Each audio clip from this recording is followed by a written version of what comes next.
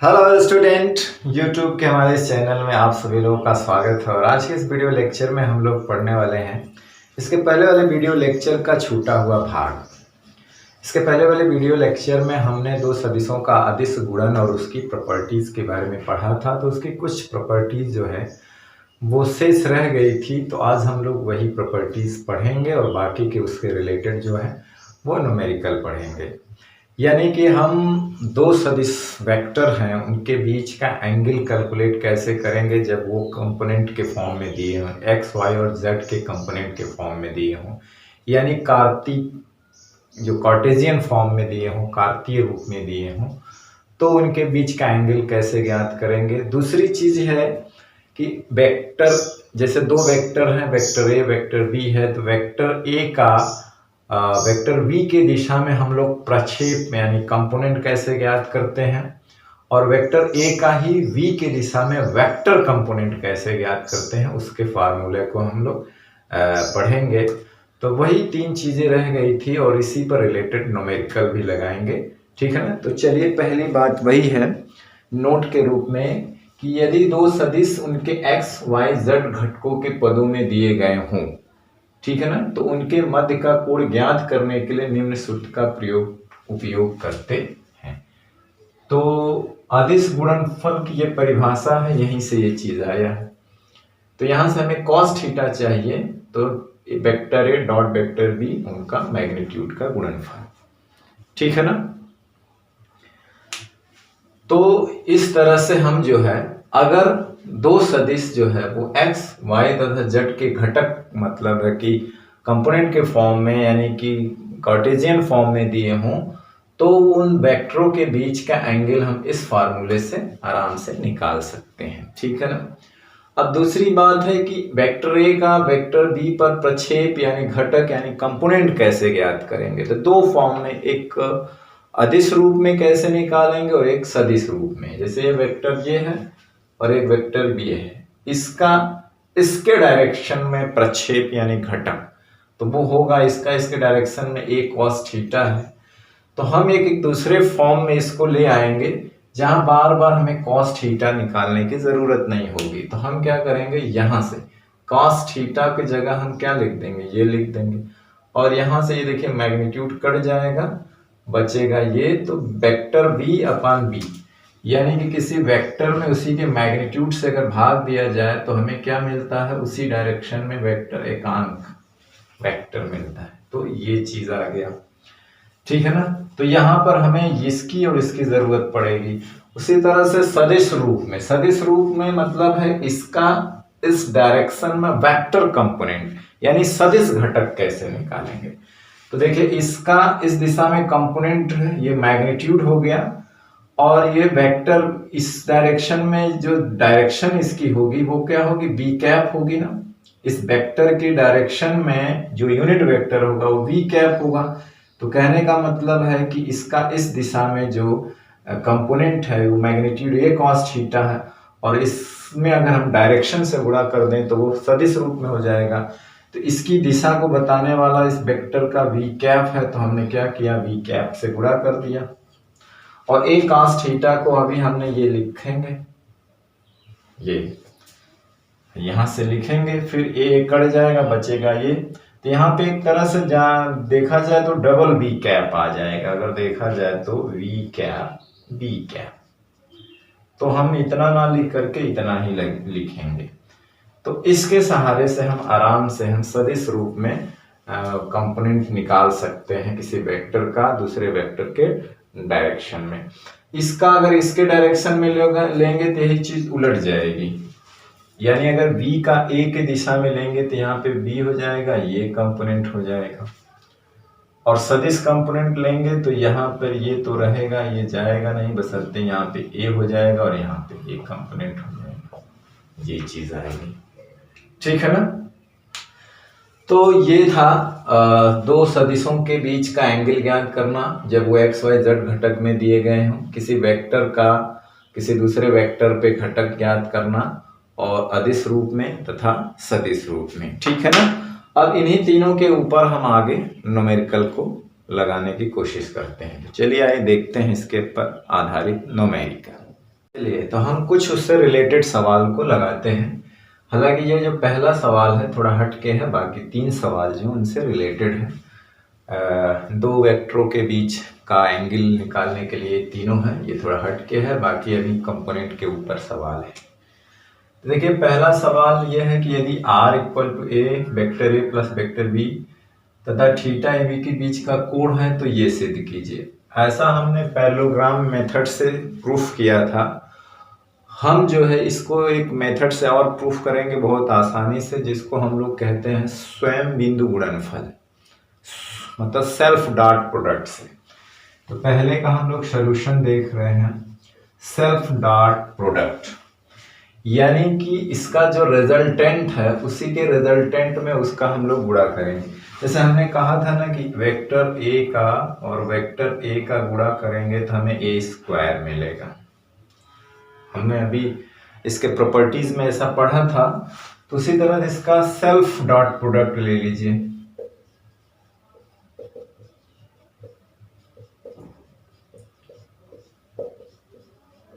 और उसकी प्रॉपर्टीज को यूज करिए। अब देखिए इसके स्थान पे हम लोग क्या लिख सकते हैं, आर स्क्वायर। अब इसका इसमें करिए, ए का ए में करेंगे तो ये ए स्क्वायर हो जाएगा। ए का बी में आइए तो ए डॉट बी, चलिए बी का ए में आएंगे तो बी डॉट ए, बी का बी में होगा तो बी स्क्वायर। ठीक, अब देखिए ये क्रम विनिमय नियम का पालन करता है, तो यहाँ पर इसे हम सेम लिख सकते हैं, जैसा ये है वैसे इसको भी लिख सकते हैं। ठीक, तो यहाँ से आर स्क्वायर हो गया, तो ये चीज क्या है, ए स्क्वायर है। इसे हम लिख सकते हैं 2 ए बी बी स्क्वायर। अब इस हम जानते हैं A dot B, vector A dot vector B को क्या लिख सकते हैं, इसको लिख सकते हैं A B cos theta plus B square. ठीक, तो यहाँ से आर बराबर हो जाएगा under root A square plus B square plus 2ab cos theta. ठीक, अब आइए दूसरे सवाल पे। दूसरा सवाल कहता है कि यदि वेक्टर ए बराबर आई कैप प्लस जे कैप प्लस के कैप बी बराबर इतना है तो थीटा, इन दो वेक्टरों के बीच का एंगल निकालिए। तो एंगल के लिए हमने कहा था ना, ये वाला फार्मूला हम लगाएंगे और इनका मैग्नीट्यूड लेंगे। ठीक है ना, तो पहले हम ये निकाल लें, तो इनका आपस में मल्टीप्लाई करेंगे, आई प्लस जे प्लस के कैप डॉट -2 आई कैप -2 जे कैप -2 के कैप। तो सीधा सीधा आई का आई में होगा तो ये -2 हो गया, जे का जे में होगा ये भी -2 हो गया, और के का के में हो जाएगा तो ये भी -2, तो सब मिल के क्या हो गया -6। ठीक है ना, अब मैग्नीट्यूड का, इसका मैग्नीट्यूड लेना है, ए का वेक्टर ए का मैग्नीट्यूड जिसको हम लोग ए कहते हैं, तो अंडर रूट हो जाएगा इसका मैग्नीट्यूड का स्क्वायर, इसका मैग्नीट्यूड का, यानी 1 का स्क्वायर 1 का स्क्वायर 1 का स्क्वायर हो जाएगा अंडर रूट 3। उसी तरह से बी का, तो देखिए 2 है ना, तो माइनस ना लगा के डायरेक्ट किया, -2 का स्क्वायर प्लस -2 का स्क्वायर, ये सब पीछे हम लोग पढ़ चुके हैं। ये हो जाएगा 4 8 4 12, अंडर रूट क्या हो जाएगा 12। फिर इनका आपस में मल्टीप्लाई कर दें ए बी, तो अंडर रूट 3 अंडर रूट 12। ठीक,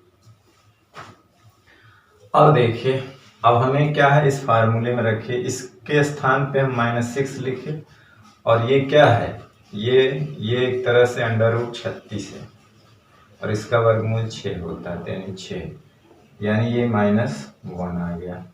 यानी cos थीटा की वैल्यू जो है अगर -1 है तो थीटा कितना होगा 180 डिग्री, यानी उनके बीच का एंगल कितना होगा 180 डिग्री। ठीक है ना, तो हमने ये तो थोड़ा अलग टाइप का था, हमने पहला सवाल लगाया कि बीच का एंगल कैसे ज्ञात करेंगे, ठीक है ना। चलिए तीसरा चौथा देखते हैं, ठीक। चलिए तो इसको मिटा दिया जाए।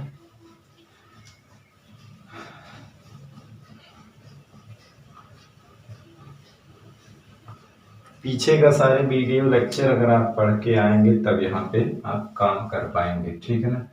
जैसे आपका तीसरा सवाल का हल है, ये है तो हमें क्या चाहिए, थीटा। तो हम ये सूत्र जानते हैं, cos थीटा बराबर वेक्टर ए है, वेक्टर बी है, इनका मैग्नीट्यूड का गुणनफल।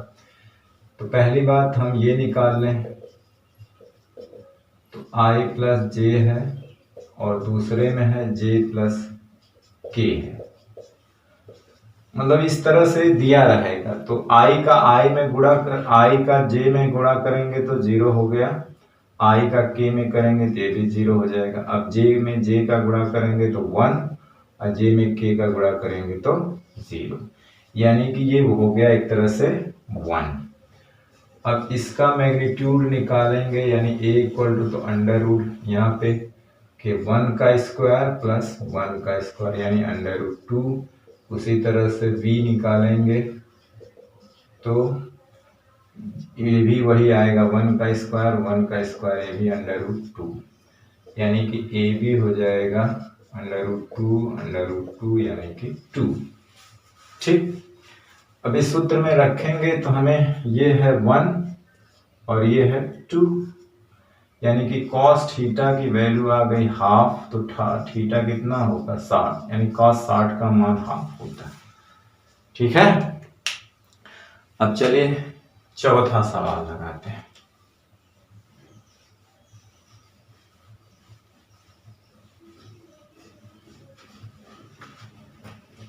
चौथा दिया है, सूत्र वही रहेगा। तो हम पहले a डॉट बी निकाल लेते हैं, क्या है 2i कैप है प्लस j कैप, फिर क्या है i cap plus 2j cap.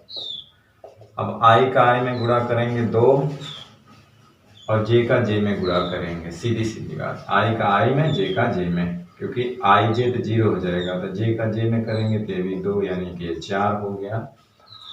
अब ये निकालें तो वो क्या है 2 का स्क्वायर हो जाएगा यहाँ पर, ये 1 का स्क्वायर, तो हो जाएगा 2 दूना 4 और 1 5 अंडर रूट 5।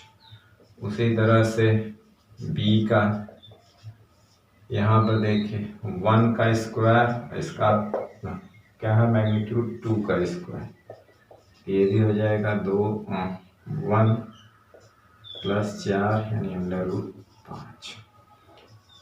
ए बी बराबर हो जाएगा अंडर रूट 5 यानी कि 5। cos थीटा बराबर हो जाएगा 4/5। तो आप ये जानते हैं पाइथागोरियन ट्रिपलेट से कि अगर मान लीजिए ये 3 है, ये 4 है, तो ये 5 होता है, तो 3 के सामने का एंगल 37 डिग्री होता है और 4 के सामने का 53 डिग्री होता है। तो cos थीटा बराबर आधार बटे कर्ण, तो कहने का मतलब होता है कि इसको हम लोग क्या लिख सकते हैं 4/5 को, 4/5 को लिख सकते हैं cos 37 डिग्री, cos हटा दीजिए तो थीटा बराबर 37 डिग्री, ठीक है ना। तो इस तरह से हम लोग सवाल आराम से हल कर सकते हैं, बशर्ते हमें इनका आदेश गुणनफल लेना है, फिर a का अलग मैग्नीट्यूड b का अलग मैग्नीट्यूड, फिर उसका आपस में गुणा करके फिर इसमें डिवाइड करेंगे, ठीक है ना। तो बड़े आसानी से हम अगर दो वेक्टर कंपोनेंट फॉर्म में दिए हों तो उनके बीच का एंगल हम आराम से इस फार्मूले से निकाल सकते हैं, ठीक है ना। तो चलिए अगला आगे कुछ और सवाल लगाते हैं। अगला सवाल लगाते हैं कि दिया है कि वेक्टर a बराबर i प्लस जे प्लस के तथा b बराबर सिर्फ i कैप, तो ज्ञात कीजिए a व b के मध्य कोण, ठीक है। a का x अक्ष के साथ बनाया गया कोण, b का y अक्ष के साथ बनाया गया कोण। दूसरा सदिश i कैप प्लस जे की दिशा में, यानी इस वेक्टर की दिशा में सदिश a का घटक और सदिश घटक ज्ञात करना है, ठीक ना। यहाँ पे लिख लीजिए तथा, यानी घटक सदिश घटक दोनों ज्ञात करना है। तो चलिए हल में पहले हम पहला सवाल देखते हैं। पहला सवाल तो पहला देखा है कि ए बी, पहला इनका मध्य कोण निकालना है। तो पहले ये निकाल लें, दोनों का अदिश गुणन क्या होता है। तो आई कैप प्लस जे कैप प्लस के कैप इंटू आई कैप। तो ये दोनों तो 0 हो जाएगा और ये 1 आएगा। और ए का मैग्नीट्यूड जो होगा सॉरी वो आएगा 1 का स्क्वायर 1 का स्क्वायर 1 का स्क्वायर, क्योंकि इसके जो गुणांक है 1 1 है, यानी कि √3। और बी का जो है वो केवल अकेला है तो 1 का ही स्क्वायर हो जाएगा, तो आएगा सिर्फ 1, है ना। यानी कि आपका जो ए बी हो जाएगा वो हो जाएगा √3 इंटू 1 यानी √3। तो यहाँ से अगर देखें तो cos थीटा बराबर है vector A dot vector B into R upon A B. तो ये तो है 1 और नीचे क्या है √3, ठीक है ना। तो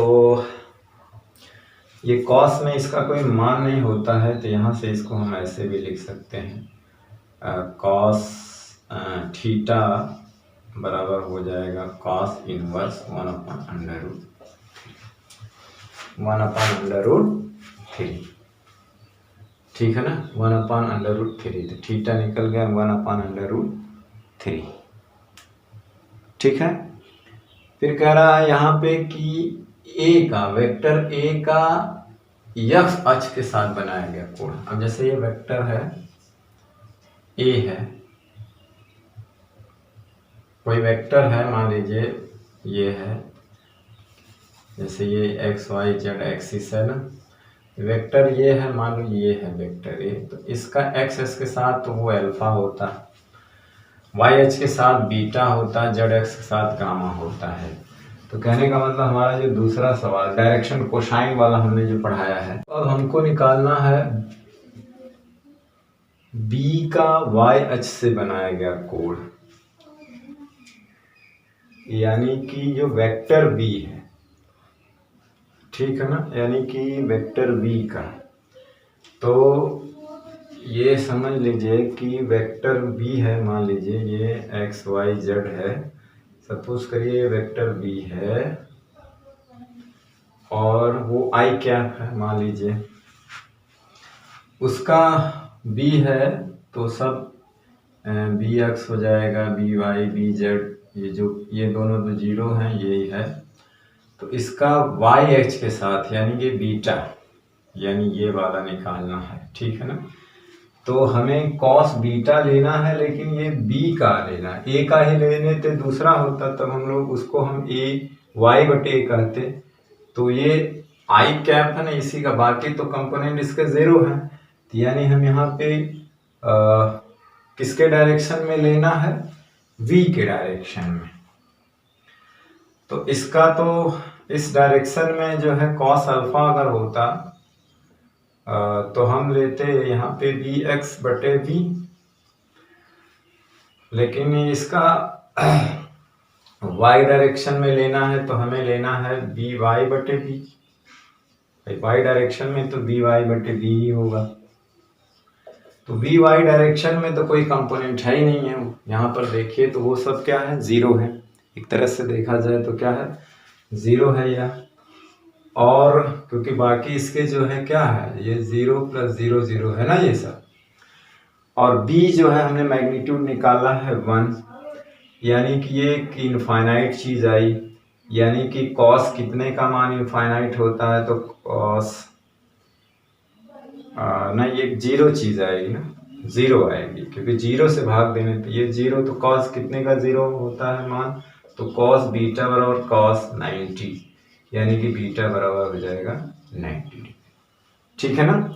तो इस तरह से हम लोग इसको सॉल्व कर लेंगे, ठीक। चलिए, तो आपको यहाँ तक सॉल्व करने के लिए आपके पीछे के वीडियो को बढ़िया से देखना होगा और समझना होगा, तब आप यहाँ पे कैलकुलेट, देखिए आप पीछे की चीज़ें यहाँ पे लागू हो गई। डायरेक्शन कोसाइन जो है है ना, डायरेक्शन कोसाइन, डायरेक्शन साइन, ये जो है जानना पड़ेगा। ठीक, तो चलिए अब हम दूसरा सवाल लगाते हैं जो कंपोनेंट निकालना है। अब देखिए दूसरे सवाल में क्या कह रहा है कि सदिश इसकी दिशा में ए, तो यानी हमें वेक्टर ए दिया हुआ है 2i कैप और 3j कैप, और इसको बी मान लेते हैं i प्लस जे कैप, यानी कि वेक्टर ये ए है और ये वेक्टर क्या है, बी है। ये वेक्टर ए है और ये वेक्टर क्या है, बी। अभी हमने इसके डायरेक्शन में इसका कंपोनेंट निकाला था, तो यानी कि ए का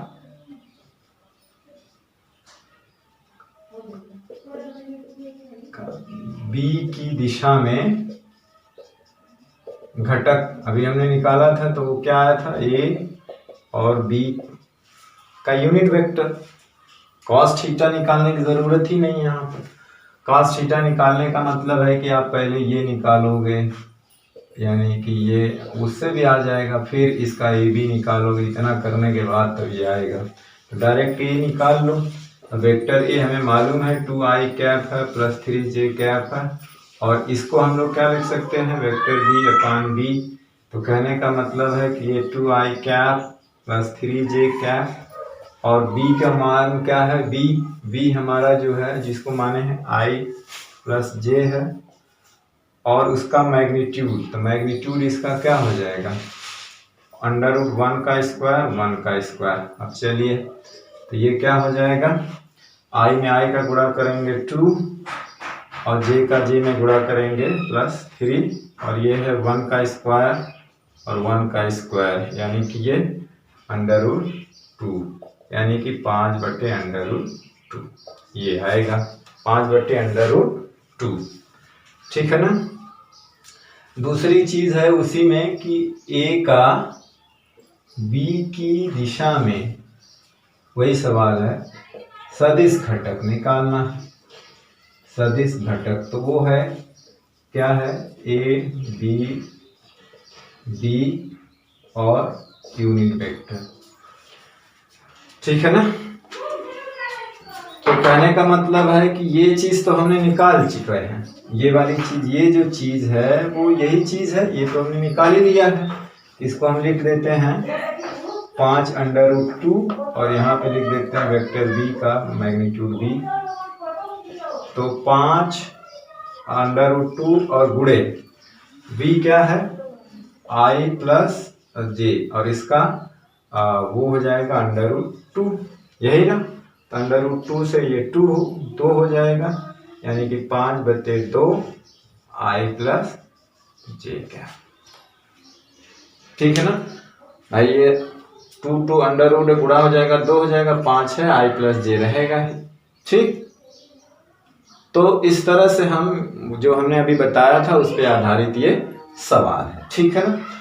चलिए इससे रिलेटेड कुछ और सवाल देख लेते हैं, इसके बाद वीडियो समाप्त करते हैं। ठीक है। अगला सवाल है, सदिश A 3i cap 4j cap है तथा सदिश B i cap plus j cap दिए गए हैं। थीटा ए बी के बीच का कोण है, तो निम्न में से कौन सा कथन सही है, यानी इसमें से एक से अधिक कथन सही हो सकते हैं। अब चेक करना है, कह रहा है कि a cos theta i plus J √2 b की दिशा में a का घटक, तो b की दिशा में a का घटक, यानी कि ये वेक्टर b है और ये वेक्टर a है और ये थीटा है, इसके दिशा में इसका घटक जो होता है वो a cos थीटा होगा। तो a cos थीटा, तो यानी कि b की दिशा में देखते हैं, b की दिशा में वेक्टर a का घटक क्या होगा, तो वो होगा a cos theta. a cos theta है, केवल घटक पूछा है, सदिश घटक नहीं पूछा है, तो यही होगा। और इसको हम लिख सकते हैं वेक्टर a और b यूनिट वेक्टर। ठीक है ना। तो वहां से ये तो मिल गया, वेक्टर a है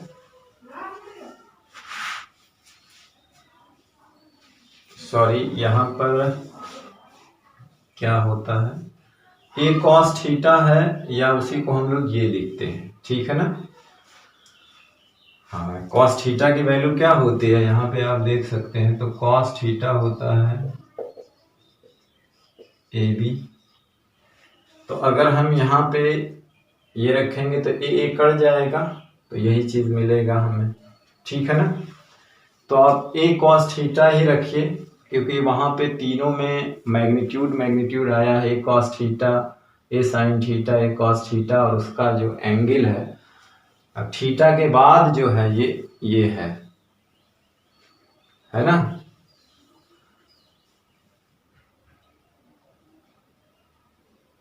तो कहने का मतलब है कि ये बीच बीच में एक तरह से दिशा में ए का सदिश घटक, सवाल में यहाँ होना चाहिए वेक्टर कंपोनेंट है ना, ये सदिश घटक, सॉरी यहाँ पे थोड़ा बना लीजिए, ये सदिश घटक, इसलिए सदिश घटक क्योंकि यहाँ पे जो है एक यूनिट वेक्टर से उसमें गुणा है, तो यहाँ पे सदिश घटक होना चाहिए, क्या होना चाहिए, सदिश घटक यानी वेक्टर कंपोनेंट। तो वो होता है यहाँ पे हो जाएगा ए कॉस थीटा, और इस डायरेक्शन में है तो v एकांक वेक्टर ले लेते हैं भाई, इस दिशा का एकांक वेक्टर v कैप होगा, ठीक है ना।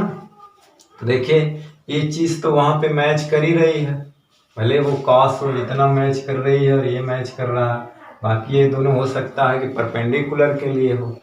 तो यहाँ से जरूरी है कि हमें बी कैप निकालना है, तो यानी वेक्टर बी में बी से डिवाइड कर दीजिए, तो वेक्टर बी क्या है, वेक्टर बी है आई प्लस जे, और इन्हीं का मैग्नीट्यूड 1 का स्क्वायर यानी कि आई प्लस जे अंडर रूट 2, ये हो जाएगा ए कॉस थीटा, और यहाँ पे हो जाएगा आई प्लस जे कैप अंडर रूट 2।